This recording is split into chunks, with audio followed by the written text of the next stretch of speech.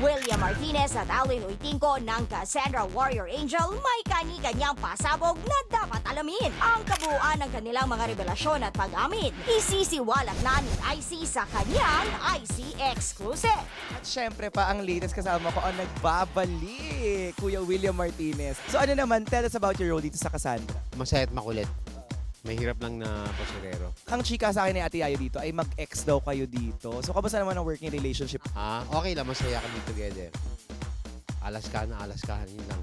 At tinanong ko nga sa kanya kung bilang nagkakatrabaho kayo ngayon at sobrang okay kayo pag magkasama kayo tuwing Sunday, ano naman, may possibility ba ng, balikan? Actually, mahirap ibalikan ng lumipas. Kaya ako na, bahala na. Si Lord na bahala dun. Di ba, Lord? At eto naman ang latest kasama ko, syempre, ang nakakatuwa at very professional na child star. Of course, Alwin Uytingco. Dapat na matapos ang Cassandra. So tell us muna about your role. Ako, I play the role of Christoph / Arman. Arman talaga yung real name ko, pero nung nabura yung memory ko, naging Christoph ako. From this, syempre ginagawa mo na ng Loco Moco na sobrang palong-palo na ngayon. So how does it feel na sobrang daming nanonood? Masaya kasi yung effort ng bawat isa, nakikita na namin yung results ngayon. So kami gusto lang talaga namin ibigay lahat ng maibibigay namin para dito sa show. Siyempre, actually ito, kahit gano'n ka ka-busy, syempre, lagi ka may schedule, Love Live, kilala kita. So kayo ni Jenica Garcia, may bala ka bang mag-propose anytime soon? Well, we'll see. We'll see. Para sa akin kasi, mahal na mahal ko talaga yung tao eh. So, yeah. Siya na. Thank you, Alwin, at yung mga kapatid ang latest. Pinag-uusapan ngayon ng isang teleseryeng may kinalaman sa kwento ng dalawang bading. Kaya naman may mga aktor na gusto na rin daw gumawa ng ganitong klase ng proyekto. Ang latest, sina Joe M. Bascon at Jake Cuenca magsasama sa isang pelikula na may ganitong tema. Yan ang ating tututukan sa Punto por Punto. Wala nang itatago, wala nang ililihim. Pagsabak ng ilang aktor bilang bading sa telebisyon at pelikula, tuloy-tuloy na nga ba ang latest Punto por Punto? Mula sa mapangahas na pagganap bilang bading, nina Tom Rodriguez, Victor Basa at Dennis Trillo sa telebisyon. Tila maugong na ang usap-usapang marami na rin sa mainstream actor sa kasalukuyan ang nais gumanap sa karakter ng isang bading. At ang dalawa sa maiingay na pangalang susunod di umano sa landas na ito ay sina Jake Cuenca at Joe M. Bascon. Sa eksklusibong panayam ng ang latest kay Joe M. kamakailan, lantaran niyang inamin na naging bukas siya sa oportunidad na gampanan ng role ng isang bakla.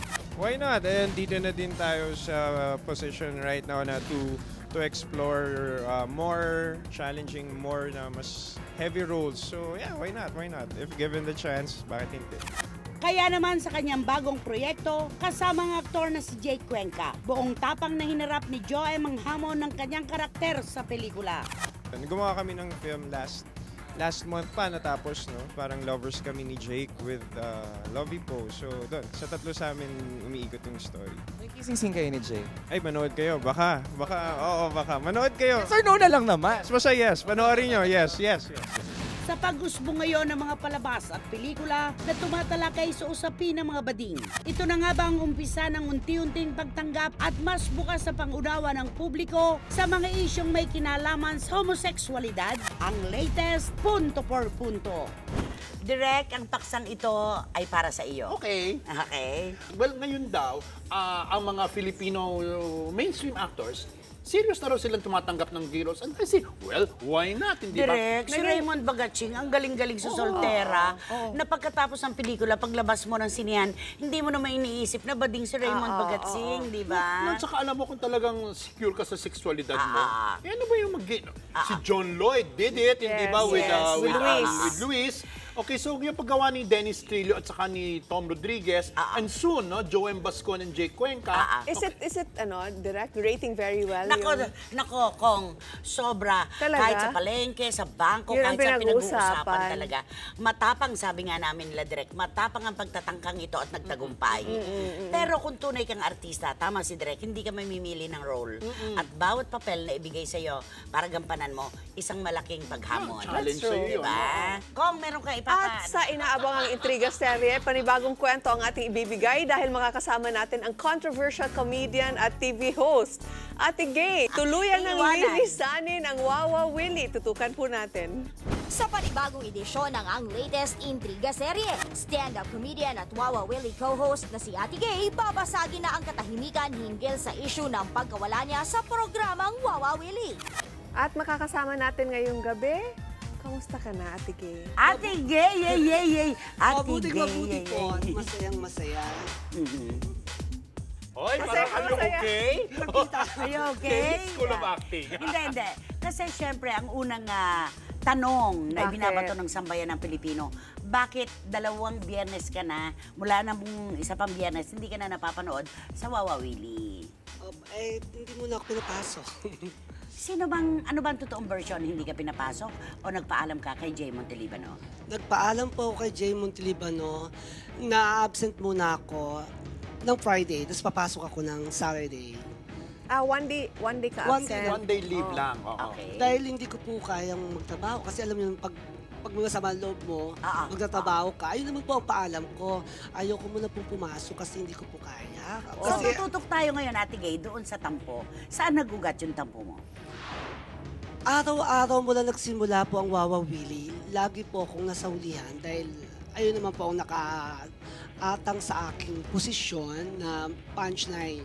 So alin ito? Punchline, yung konsyerto? Mini-konsyerto po. Mini-konsyerto. Bago yung walisan direct. Opo, na araw-araw po ako nag-iisip ng kanta para sa huling Finale ka, bale? Finale po. Ngayon, mula January, ngayon June, araw-araw yon. Bigla ka na lang magugulat na... Direct mo kung gano'ng kalalim at kababaw, Nainuna ka. Hindi, hindi ganito ka ang yan. finale. Opo. So, ikinasama mo ng loob kung ba't inuna ka? Hindi ko kinasama ng loob na inuna ko. Ang kinasama ng loob ko, hindi ako sinabihan. So, teka, Ate Gay, kasi kung ako producer mo, medyo hindi kita maiintindihan.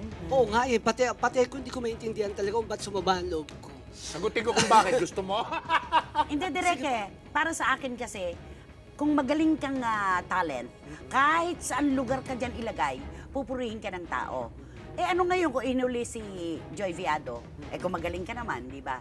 Ngayon, maliban na lang kung masama ang loob mo kay Joy Viado at ayaw mo siyang mag-finale number. Ay, hindi po. Nirespeto ko po ang mga nauna sa aking mga I tend to agree, with Christy. Kung magaling ka kahit saan ka namang ilagay, is okay lang because they're there to prove your best Ang umiral sa'yo, pride. Alam mo, hindi lang laway ang nilulunok, pati pride minsan. Oo. Tsaka, bahay mo yun, iho Kung bahay mo yun, iho, komportable ka, kahit anong gawin, bahay mo pa rin yun Tsaka mga bisita yun hindi ba? Yung hayaan mo. Kasi, Gano'n to karaming beses nangyari? Once lang. Once lang. Is there an obligation on the part ng production na sabihan ka? Hindi ba? Kasi as far as the production is concerned, it's just... Direct sequencing lang yan sequencing lang Sequencing lang. Ate Gay, ganito, derechuhan. Meron ka raw tampo sa ilang staff ng Wawa Willie. Bukas, mas matitinding pasabog pa ang ibubulgar ni Ate Gay tungkol sa mga isyong kinasasangkutan niya. Abangan! Ang mga trending na chikahan at nakakalokang kwento ibibigay na namin sa pagbabalik ng Ang Latest. Susunod, Jessie Menjola nagsalita na tungkol sa hiwalayan nila ni JM De Guzman. Pagkakalulong sa bisyo ng aktor, siya nga ba ang dahilan? Dahil ayaw niyang palitan ang kakaibang itsura ng kanyang Filipiniana attire. Controversial comedian inedit out sa kabuuan ng music video ng national anthem ng isang TV station. Abangan ang clues mula sa walang kasing sayang, si Shalala. Tot ang iba pang mga umiinit na showbiz update sa pagbabalik ng Ang Latest Top Late.